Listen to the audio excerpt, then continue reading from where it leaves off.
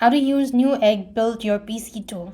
The Newegg PC Builder is a guided online tool designed to help you select compatible component for a custom computer.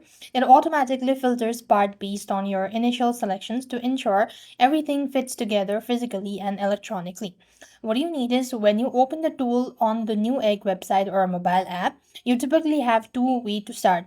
Whether provide your primary goal like 4K gaming, video editing, and a budget, the tool will propose a full part list for your review and turn, and you pick each component category one by one, after which you could go ahead and select your core component. That means start here. Now this choice determines your motherboard stock and memory generation as well, and the tools will automatically filter a board that matches your CPU stock and the forms factor as well. Then you just have to go ahead and select the capacity and speed. The tool ensures that the RAM is compatible with your motherboard slot, and you just have to make sure to choose based on your performance need.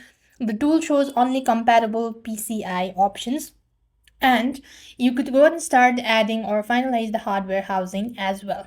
So this way you're supposed to use the build your PC tool for a Newegg. With that, we've completed our steps. Thank you for watching. See you in our next video.